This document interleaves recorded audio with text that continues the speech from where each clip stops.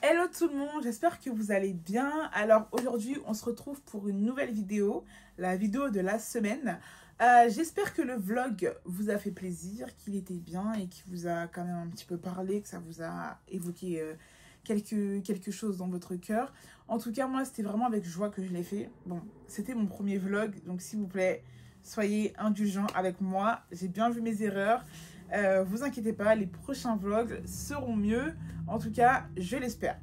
Donc aujourd'hui, on se retrouve pour un roulement de tambour, un encouragement. Aujourd'hui, je vais t'encourager à demeurer, à rester dans le couloir là où Dieu t'a placé parce que c'est ce qui est bon pour toi. Je sais que parfois c'est dur d'accepter la volonté de Dieu. Des fois c'est dur de se dire « Ah mais Seigneur, là où tu m'as placé, ça me plaît pas trop, mais on y va, mais on n'a pas trop envie. » Mais vraiment, je vais vraiment vous encourager à rester là où Dieu en tout cas vous a placé, en tout cas à être dans votre couloir. Donc pour commencer, je vais m'appuyer sur deux versets aujourd'hui. Donc un qui se trouve dans Jean chapitre 1 verset 12 et qui nous dit: alors, mais à tous ceux qui l'ont reçu, à ceux qui croient en son nom, elle a donné le pouvoir de devenir enfants de Dieu, lesquels sont nés non du sang, non de la chair, non de la volonté de l'homme, mais celle de Dieu. Donc en fait, pour commencer, je vais d'abord vous parler de l'identité en Jésus. L'identité que nous avons en Dieu. En fait, comme il est dit dans le début du verset, mais à ceux qui l'ont cru, il leur a donné le pouvoir de devenir enfants de Dieu. Et lorsque tu deviens enfant de Dieu, croyez-moi, on devient la priorité de Dieu. C'est-à-dire que la manière dont Dieu prend soin de nous, vraiment, c'est un père. Et le père que Dieu est pour nous, c'est bien plus qu'un père, c'est bien plus qu'un père, des fois même terrestre. Et notre Père céleste, il sait ce qui est bon pour nous, il sait ce qui est agréable, ce qui est parfait pour nos vies. Et en fait, le fait de devenir son enfant, d'avoir cette identité-là en Jésus, d'être appelé enfant de Dieu, on n'est pas né de la volonté de l'homme, ni de la chair, ni du sang, mais de la volonté de Dieu. Ça veut dire qu'en fait, c'est Dieu qui a permis que nous puissions vivre un jour, que nous puissions voir un jour le jour. Et en fait, qui de mieux pour nous conduire, si ce n'est celui qui a permis qu'on puisse venir sur la terre? Est-ce que vous comprenez un petit peu où est-ce que je veux en venir? En fait, notre identité en Dieu, qui fait que c'est lui qui a permis, dans sa volonté parfaite, qu'on arrive un jour, qu'on puisse naître un jour sur terre. Ensuite, on devient enfant de Dieu. Et en devenant enfant de Dieu, t'es sûr, en gros, d'être pris au petit soin, en fait, dans la présence de Dieu. Comment dire, t'es vraiment l'enfant. Vous voyez, un parent, je pense qu'il aime son enfant de façon inconditionnelle. Quel parent, en gros, ne voudrait pas que son enfant fasse les meilleurs choix dans sa vie? Quel parent ne voudrait pas que son enfant réussisse? Quel parent ne voudrait pas que son enfant aille de gloire, en avant, toujours plus? Et en fait, quand on réalise que déjà notre identité en Christ, c'est ça, quand on arrive à l'asseoir en nous, quand on fait asseoir cette vérité en nous, en notre être, on se dit, ok, en fait, la volonté de Dieu, pour moi, pour vous, forcément, elle est parfaite. Forcément, elle est parfaite parce que quoi de mieux que d'être conduit par celui qui nous a formés, par celui qui nous a créés, par celui qui a permis qu'on puisse un jour voir le jour. Pareil, enfin, demain, si j'ai un problème avec ma voiture, quoi de mieux que le réparateur, quoi de mieux que le constructeur, pardon, celui qui a imaginé la chose pour me la réparer. Quoi de mieux que ça? Et en fait, pour ma vie, quoi de mieux que celui qui m'a créé pour me la conduire? Quoi de mieux que celui qui m'a créé pour me montrer le vrai chemin? Et en fait, je voulais vraiment vous encourager aujourd'hui déjà à connaître votre identité en Christ. Je pense qu'aujourd'hui, on bafoue, on va dire un petit peu ça, mais c'est tellement important de connaître son identité en Jésus-Christ de Nazareth, c'est-à-dire qui nous sommes en Jésus, ce que nous possédons en lui, qui nous sommes, ce que nous possédons, ce que nous... En fait, ce que la liberté en Jésus nous octroie. Qu'est-ce que ça fait de devenir enfant de Dieu? On a tellement, tellement, tellement, tellement, tellement, tellement de pouvoir en Jésus. On se rend tellement pas compte. Ça, c'est le premier point. Pouvoir reconnaître son identité en Christ. Donc, encore une fois, on n'est pas né de la volonté des hommes, mais on est né par la volonté de Dieu. Et dès lors qu'on réalise que nous sommes nés par la volonté de Dieu et non celle des hommes, on peut déjà se dire que, ok, donc si il l'a voulu, il est bien placé pour nous dire où aller, comment faire. Maintenant, est-ce que tu as déjà eu envie d'être une autre personne que toi? Question. Moi, en tout cas, pour être honnête avec vous, j'ai déjà eu envie d'être une autre personne que ce que je suis. Parce que, en fait, j'avais pas encore réalisé qui j'étais. J'avais pas encore réalisé véritablement ce que j'avais en moi. En fait, vraiment, une chose que vraiment j'aimerais que vous puissiez prendre conscience au travers de cette vidéo, c'est que tout ce que Dieu il veut que nous puissions faire, on l'a en nous. C'est en nous. C'est-à-dire qu'en fait, des fois, on pense qu'on n'a aucune ressource, mais croyez-moi, on est chargé à l'intérieur. On est tellement chargé de Christ. C'est... Comment expliquer? En fait, c'est comme si Dieu avait pris l'homme et il avait bourré de talents. Bourré, plein de talents, plein de talents. Et en fait, quand l'homme, il grandit, quand l'homme, il devient mature, quand l'homme, il mûrit, il faut juste aller puiser. Parce qu'il y a tellement de ressources en nous. Et c'est quelque chose que je ne réalisais pas. C'est quelque chose que je voulais même pas accepter, que j'avais des ressources en moi. Et des fois, tu les enfuis parce que tu veux être une autre personne, autre que ce que Dieu a prévu que tu sois. Et vraiment, aujourd'hui, je vais vraiment t'encourager à être ce que tu dois être et à rester dans ton couloir. Chacun a un couloir de vie, chacun a une destinée, chacun a un appel et on doit y rester dedans. Même si au début, on ne le comprend pas, même si au début, on ne le conçoit pas, parce que oui, des fois, c'est vrai, on n'a pas envie, des fois, on se dit non, Seigneur, ça ne me plaît pas, je ne vois pas en quoi je suis bon dans ce domaine-là, mais croyez-moi, si Dieu, il l'a déposé en vous, c'est que vous l'avez et c'est que vous en êtes capable. Maintenant, pourquoi, des fois, on est à côté de ce que Dieu veut? C'est simple. En fait, c'est que on a parfois tendance à prendre des décisions sans consulter Dieu. On prend des décisions et on ne consulte pas Dieu. Ça, c'est un fléau. C'est un fléau dans cette génération. C'est de prendre des décisions au niveau des relations, des décisions au niveau du travail, des décisions au niveau de l'église, des décisions, on prend par jour, je pense qu'on prend au moins 5 bonnes décisions par jour. Franchement. Se lever, entre se lever, est-ce que je me lève, est-ce que je me lève pas, je me lève. Est-ce que je me douche pas, je me douche. Est-ce que je mange pas, je mange. Est-ce que je prends le bus, est-ce que je prends ma voiture, voilà. Je pense que par jour, on est amené à prendre tellement de décisions que des fois, on prend des décisions qui sont, comment dire? En fait, des fois, on prend des décisions rapidement sur des situations qui demandent réflexion, qui demandent consultation, qui demandent prière. On ne prend pas des décisions à la légère. Et en fait, la plupart du temps, là où on s'est retrouvé frustré, c'est quand on a pris des décisions sans consulter Dieu et on a voulu faire un choix qui nous paraît à nos yeux parfait, mais qui n'est pas forcément parfait aux yeux de Dieu. Ça, c'est dur, mais reste dans la vidéo, je sais.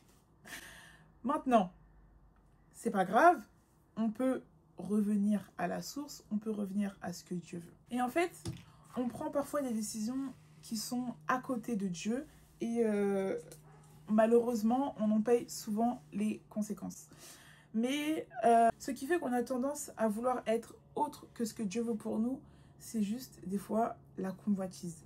Le fait de convoiter, pas forcément les gens, mais juste le fait de convoiter des fois ce qui n'est pas pour nous, ça nous pousse, ça nous force à prendre des décisions qui ne sont pas forcément dans le sens de Dieu parce qu'on convoite certaines choses. Et le fait de des fois trop convoiter certaines choses, ça nous pousse à prendre des décisions qui font qu'on ne devient pas ce que Dieu veut, mais qu'on devient ce qu'on a envie de devenir sans consulter Dieu. Est-ce que vous me suivez un petit peu ou pas?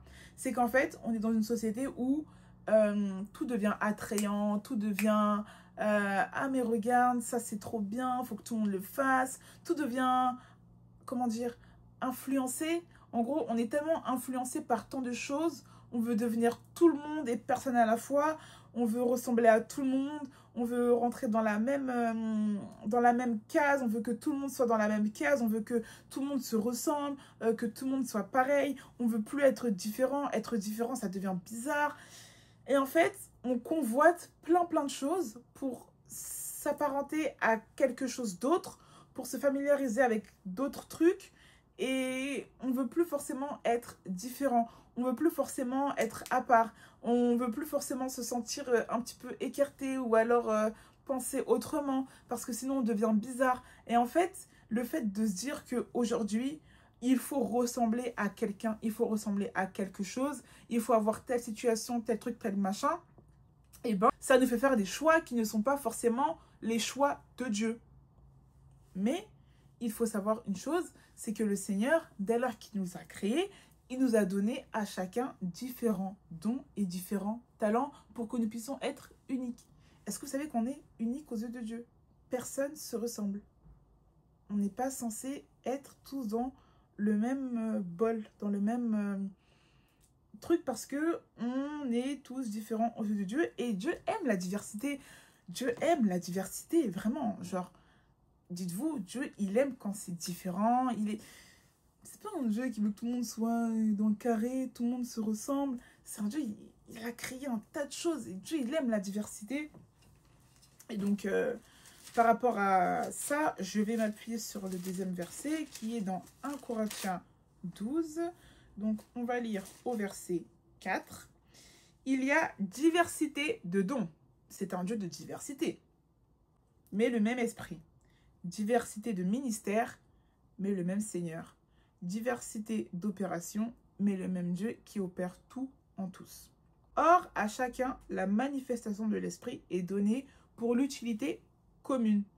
En effet, à l'un est donné par l'esprit une parole de sagesse, à un autre une parole de connaissance selon le même esprit, à un autre la foi par le même esprit, à un autre le don de guérison par le même esprit, à un autre le don d'opérer des miracles, à un autre la prophétie, à un autre le discernement des esprits, à un autre la diversité des langues, à un autre l'interprétation des langues.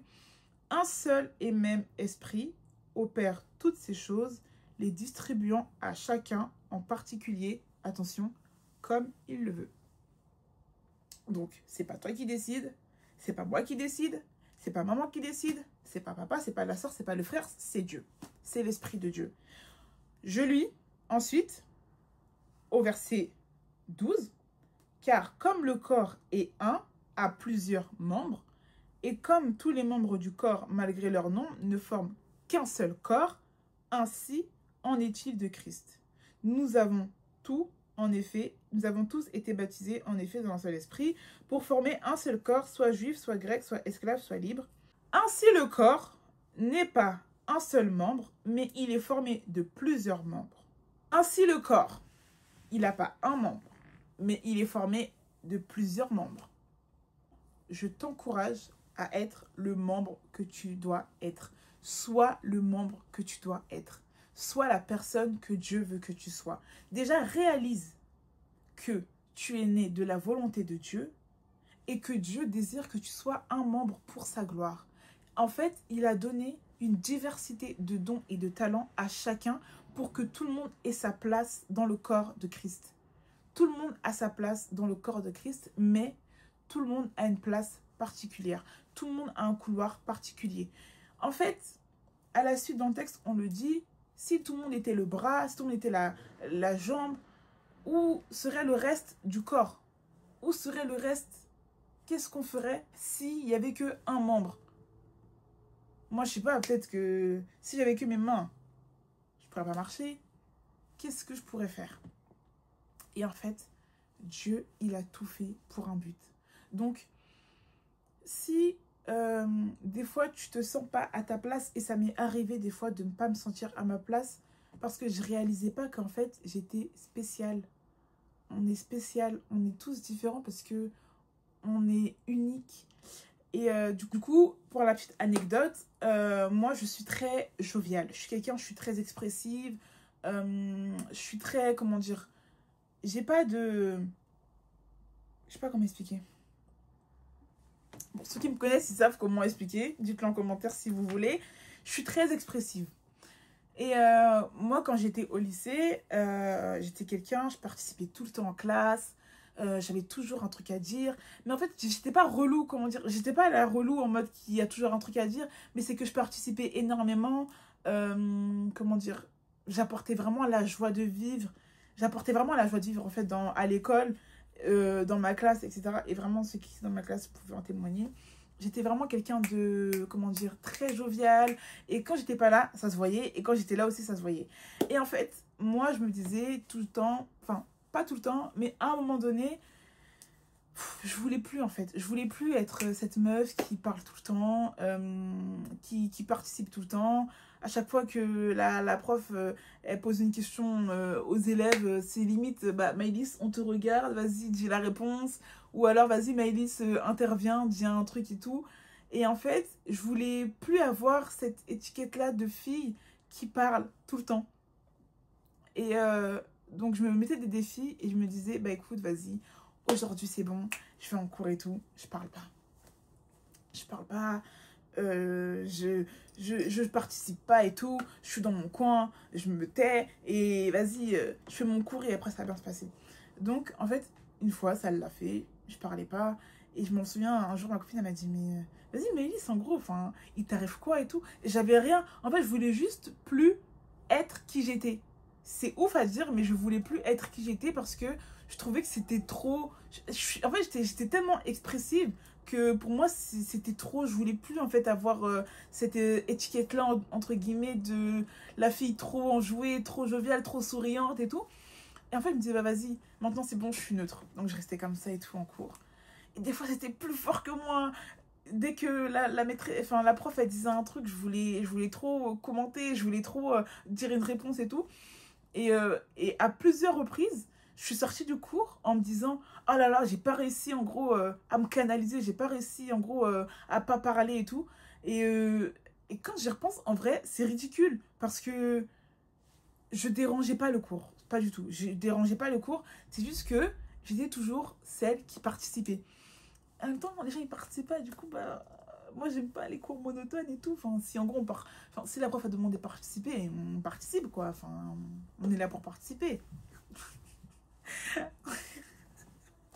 Enfin, on est là pour apprendre dans la. Enfin, vous m'avez comprise. Et, et en gros, j'étais comme ça. Et après, comment dire, comment dire, c'était vraiment un sentiment que je voulais plus avoir. euh, J'apporte la joie de vivre, mais je ne voulais plus être cette personne qui va nous faire sourire aujourd'hui. C'est ouf ce que je raconte, je sais, mais en mode, dans ma tête, j'étais en mode, bah non, mais là, en fait, meuf, tais-toi. Tais-toi et voilà, genre, fais comme tout le monde, fais ton cours, sors, rentre chez toi, sors, va à l'école, rentre chez toi. Et c'est quelque chose, c'était plus fort que moi. En fait, c'est en moi. C'est-à-dire que Dieu, en fait, il a tellement déposé une joie en moi. Vous pouvez... Je suis tellement joviale. J'aime bien être dans mon coin. Enfin, ça m'arrive aussi des fois à un moment donné, ma batterie sociale aussi, elle se décharge. Et c'est que j'ai une batterie sociale très élevée. Et des fois, elle se décharge. Quand je suis à la maison, elle se décharge pas mal. Mais quand je suis dehors, je suis tout le temps joviale, tout le temps souriante et tout ça. Et en fait, je voulais plus être cette personne-là qui... C'était devenu trop, en fait. J'avais plus envie. Et j'ai réalisé que c'était pas ce que Dieu il voulait, en fait. C'est pas ce que Dieu il voulait. Et quand tu réalises ça, ce qu'il y a en toi, et c'est un don, je crois vraiment que la joie, c'est vraiment un don, c'est vraiment un don de Dieu. Et quand tu réalises ça, en fait, tu te dis, mais pourquoi être ce que je ne dois pas être? Pourquoi être ce que je dois pas être. Parce que en vrai, si j'aurais fait ça sur du long terme et ça aurait été devenu mon train de vie, où je deviens une fille fermée, je rigole pas, j'apporte pas la joie et tout, ça allait être frustrant, mais ça allait me frustrer parce que c'est pas moi, parce que c'est pas comme ça et c'est pas ce que Dieu il a déposé en moi. Et des fois on cherche à être un sentiment contraire que ce que Dieu il veut qu'on puisse être, et des fois c'est ce qui nous rend malheureux.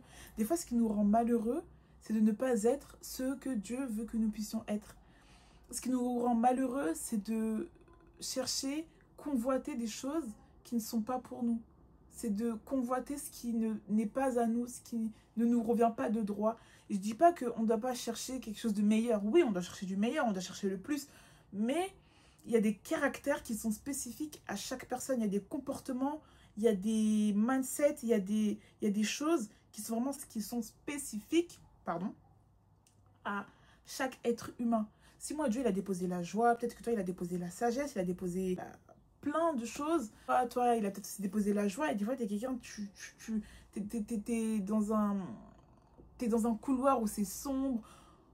Et des fois, on se force à être dans des couloirs qui ne sont pas les nôtres. Et on est triste, on est frustré, on est malheureux. Alors que Dieu nous demande d'être toujours joyeux. Mais vraiment, réalisons que la volonté de Dieu, c'est que nous puissions être ce que lui, il veut que nous puissions être. Parce qu'il a diversifié chacun de nous. Il nous a mis dans la même planète, mais avec différents dons et talents. Et dès lors que tu restes dans ton couloir, dès lors que tu marches dans ta trajectoire, celle que Dieu veut, pas celle que tu chéris parce que le monde la chérit, non, celle que Dieu veut, crois-moi, tu seras joyeux. Et croyez-moi, quand je faisais pas de vidéo, j'étais tellement frustrée de... En fait, comment dire, en moi, c'était beaucoup de frustration. J'étais tellement frustrée. Je ne pourrais pas vous expliquer comment, quelle frustration j'avais, mais là, je me sens libre, en fait. Libre de faire ce que je dois faire. Et dès lors que tu feras ce que tu dois faire et que tu réaliseras ce que tu dois faire sans te voiler la face, parce que moi, je me suis vraiment voilé la face. Quand tu réaliseras ce que tu dois faire sans te voiler la face, crois-moi, tu seras tellement heureux. Vous serez tellement heureux et heureuse. Alors, vraiment, je vous encourage à être dans votre couloir. Et là, je suis dans mon couloir, je suis sur ma chaîne YouTube et je suis heureuse. C'est ouf, hein? C'est simple, c'est peut-être rien, mais juste le fait de faire ce que Dieu m'a demandé de faire, d'être dans mon couloir. Moi, mon couloir, de toute façon, je vous l'ai dit dans ma vidéo où je suis revenue, c'était reste dans ton coin, mets-toi en privé, sois dans une sphère privée et vis ta vie. Mais ça me frustrait tellement, mais tellement, j'étais tellement frustrée parce que c'est pas moi en fait, c'est pas ce à quoi je suis appelée. Je suis pas appelée à être quelqu'un qui reste là dans son coin et qui pratique sa foi là dans le retrait. Il y en a, ils sont appelés à ça, hein. Et c'est très bien. Il y en a, ils sont appelés à vivre leur foi dans le retrait et à ne pas s'exprimer comme je peux m'exprimer. Et c'est la diversité qui fait que c'est beau. Dieu est grand en fait.